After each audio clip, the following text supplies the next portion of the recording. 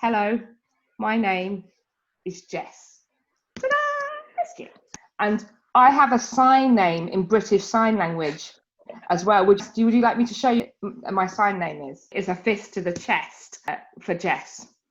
So sometimes I'm like, because I do that all the time, that's become my sign name. I'm an artist, a writer, and the co-founder of a creative organisation, Biscuit, called Touretteshero. And I may or may not have a superhero alter ego. Biscuit. I have Tourette syndrome, Biscuit, which means that I make movements and noises I can't control, called tics. Biscuit. The most common ones, vocal tics, are saying biscuit and hedgehog and cats. Biscuit. And motor tics include banging my chest, but don't worry, I'm wearing padded gloves. I always describe myself for anyone who might be blind or partially sighted.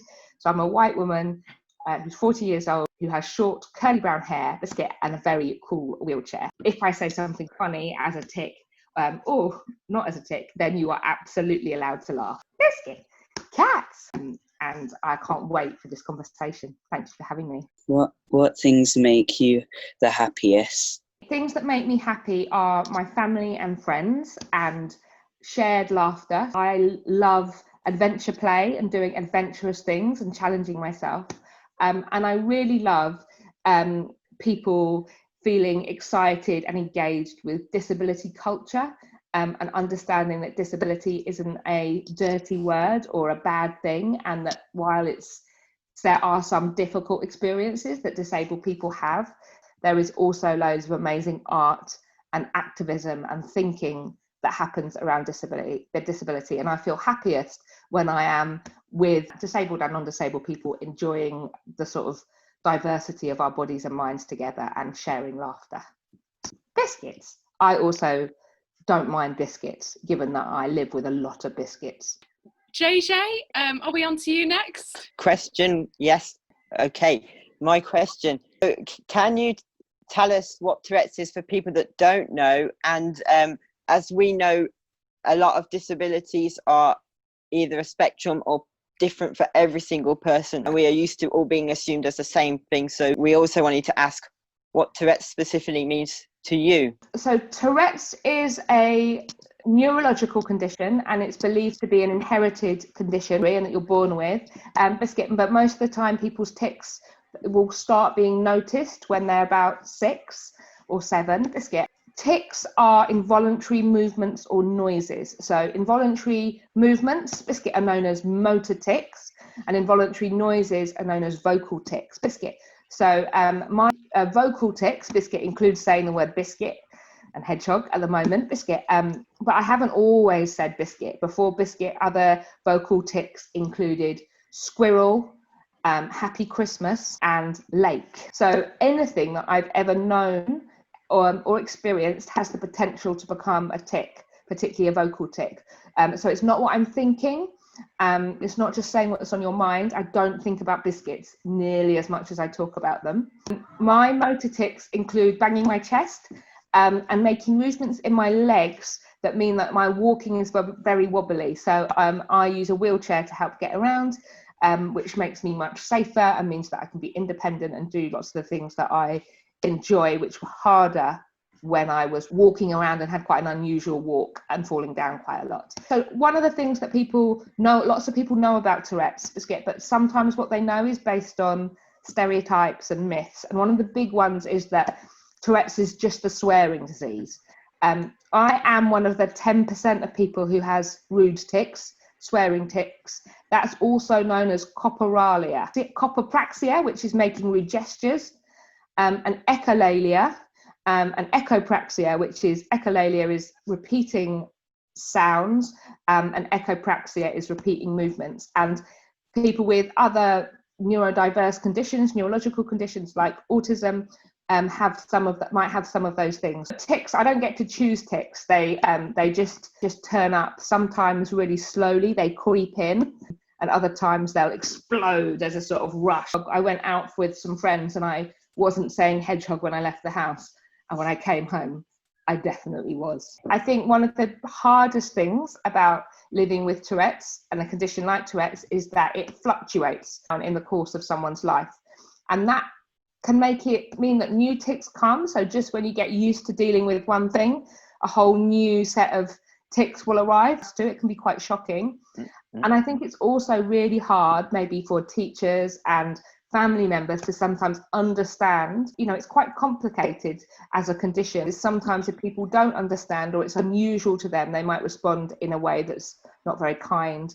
And learning to sort of feel confident and know how to respond to people is definitely one of the big challenges that makes you stand out in a way that you can't really control. I sometimes say that it's a bit like I can hold a tic in, but only for a very short amount of time, and it's quite uncomfortable, and there's a strong sensation with it. So it's a bit like if you try not to blink, if you use all of your energy, and you can sort of stop yourself from blinking, but then as soon as you start concentrating on something else, you'll be blinking again because your body needs to do it. And so just like my brain tells my eyes to blink, it also tells my mouth to say biscuit and my arm to bang my chest. And the thing that I really want for all disabled young people, and particularly neurodiverse young people, is to know that they don't have to change themselves, but they can be part of changing the world. Thank you, Jess. I think that leads very nicely on to our next question, which we're going to go back to Eli. Okay, perfect. Can you tell us about Touretteshero and how it came about? Definitely. Touretteshero came about really because of a conversation I had with a friend and a colleague called Matthew Pountney, who's also now the co-founder of Touretteshero. And we've been friends for a long time, and I was worried and frightened about losing control of my body and my identity. So I had lots of conversations with my friends, and Matthew was one of them. And we talked a lot about Tourette's, but that nearly always ended in tears. And then we had a conversation in his kitchen, which just transformed everything for me. And he described Tourette's as a crazy language generating machine, Biscuit, and told me that not doing something creative with it would be wasteful. And I don't know why, but for some reason I was able to hear that sentence in a totally different way to anything that we talked about before, and it sort of got into my thoughts and took root and transformed how I thought about Tourette's and my relationship with it, and particularly how I thought about it in relation to my art, because I'd always been a creative person, and but I'd always kept that side of things very separate. And so that conversation helped me to understand that maybe there was value to my experiences as a person with Tourette's, and maybe the tics were interesting and had value. It gave me access to a spontaneous creativity that I wouldn't have had otherwise, and that was the start of Touretteshero. And we decided that we wanted to use creativity and humour to bring people together, to share laughter, be creative, to put on big inclusive events for children and young people with and without Tourette's, because we believe that if you have positive experiences, particularly as a disabled young person, where your access requirements are met and understood and confidently supported, then that means when you hit barriers in your life, you know that that doesn't have to be like that. It's not your problem. And for me, it was learning that Tourette's was not my problem, but it was my power. Sometimes with disabled people and superheroes, there's ideas about like we overcome our impairments or we overcome disability. And for me, it's not about that. It's about understanding that I can be powerful, and that disability and Tourette's and neurodiversity is a part of who I am, and that I can use the powers that I have, creativity, laughter, playfulness, to help make a world that is more accessible and more inclusive for everybody. Thank you, Jess. And Eli put his thumbs up, so good response. Before then, do we have time for Prash's question? Yeah, JJ's nodding. Okay. We're going to talk about Jess and her wheelchair. Our question is, how have people treated your Tourette's differently when you're in your wheelchair compared to when you're not? Yeah. Do you know what? That's a really great question, and not one that I get asked very often. And it doesn't surprise me that a group of young disabled people would ask me that question, because you will have that insight to know that if you have a visible symbol of disability that people can easily understand, and so, for example, a wheelchair, I found that when I started using a wheelchair, I was much more likely to be treated with empathy and sort of given time, and for the movements and noises that I made to be understood in the context of disability, than I was when I was walking about, when I was much more likely to be treated with fear or suspicion or seen as a threat. While there are some positive sides of that, I was also much more likely to be spoken down to and to have people assume that I wasn't able to think or speak for myself, and much more likely to have the people around me spoken to instead of me as a wheelchair user. And I think that fundamentally, it's the aids we use and when we use them should totally be about what we need. And we need to, as a society, as a world, we need to get better at understanding that disability looks very varied, and it's not just a wheelchair or a pair of crutches or a cane. That actually we need to be ready to understand that the world is full of people with diverse bodies and minds, and some people have impairments and others don't, and some people don't yet have impairments, but they will at other points in their life. We need to get better at talking and thinking about disability so that we don't have to see a really obvious symbol like a wheelchair to be able to be thoughtful and empathetic and inclusive. The sort of research the charity Scope did a few years ago, and it found that 67% of the population said they felt uncomfortable talking to a disabled person. And that was a statistic that didn't surprise me, but it made me feel very sad, because that's as simple as saying hello. Like, that's skills that, you know, and people say hello in all sorts of different ways, with their voice, with their hands, with their body language. But the fact that people were frightened of making friends and saying hello and having those sorts of very simple interactions with each other meant that loads of people would be missing out on the friendship and the skills and the talents of disabled people. And that's something that I think we can change through art and through activism and through increased visibility in the world. I think the important thing to say about being a wheelchair user is that I love my wheelchair.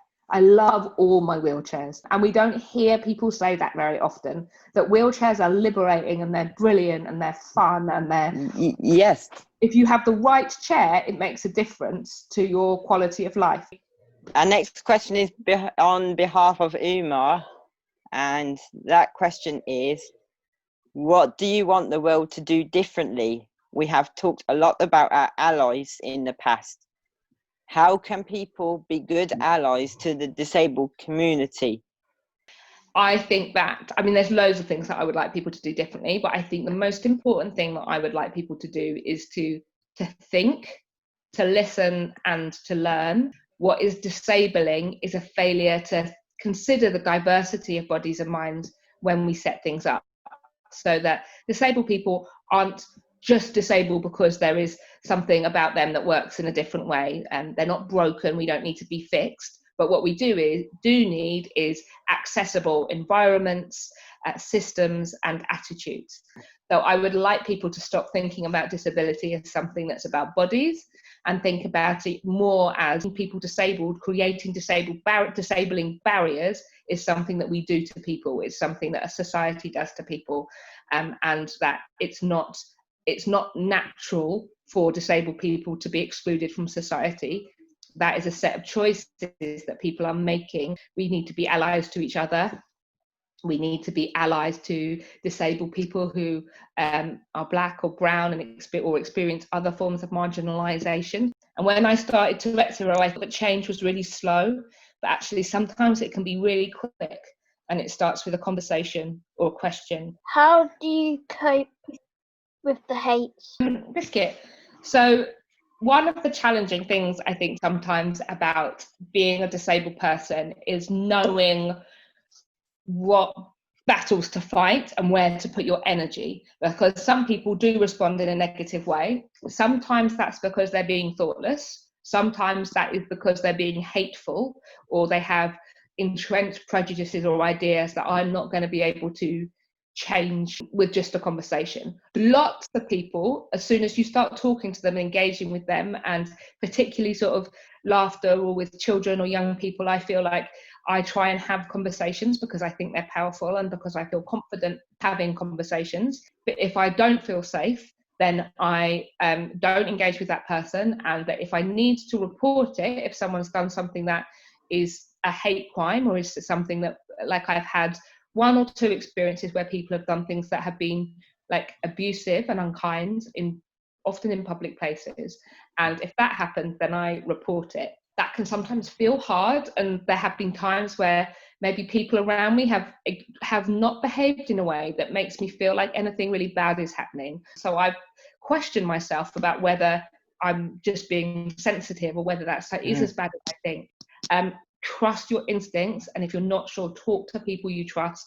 And I've had positive experiences generally of report where I've needed to the police, and they've taken that seriously. And I think we have to do that as disabled people, even if people around us are telling us it's not an issue, because only if we report those things, Biscuit, do they register as having happened.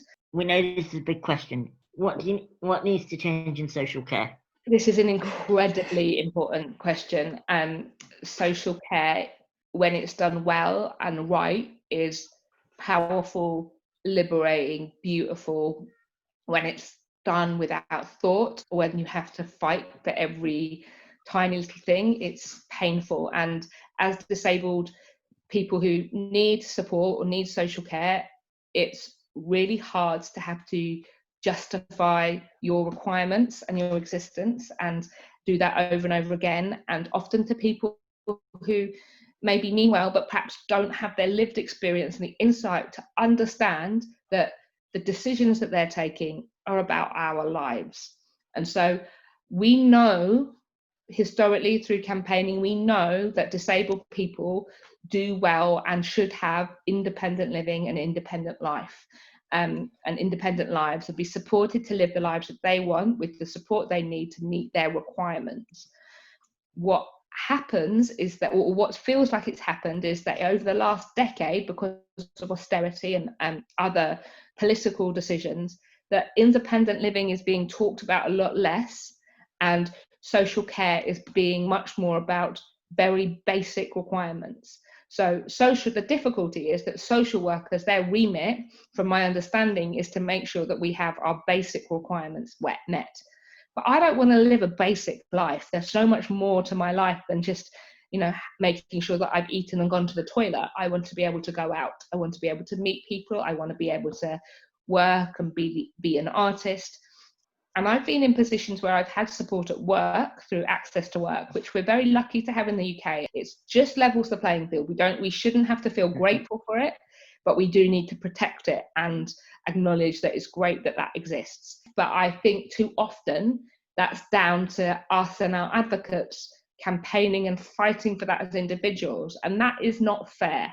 We need everybody, regardless of how eloquent they can be or how pushy they can be, to have what they need to live the life that they want to lead. So in terms of social care, I would like people to think, to be much more empathetic, to remember that we need a social care system that doesn't just work for older people, that works for people throughout their lives, and that people's bodies and minds change.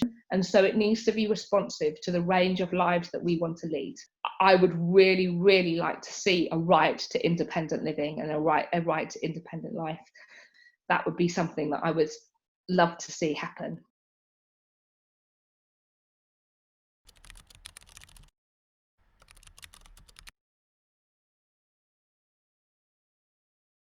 So very important question then, Jess. Yeah. What's your favourite biscuit? So here's the thing, I get asked this question a little bit and I have 2 answers. I have one answer that is the real answer, and I have one answer that's the answer that I give if I don't want to disappoint people, because my real biscuit is quite a boring biscuit. Like, my favourite biscuit is actually a fig roll. Oh, yes. It's a biscuit. Yeah, I also really like a jammy dodger, and so that's my safe biscuit answer. I love fig roll.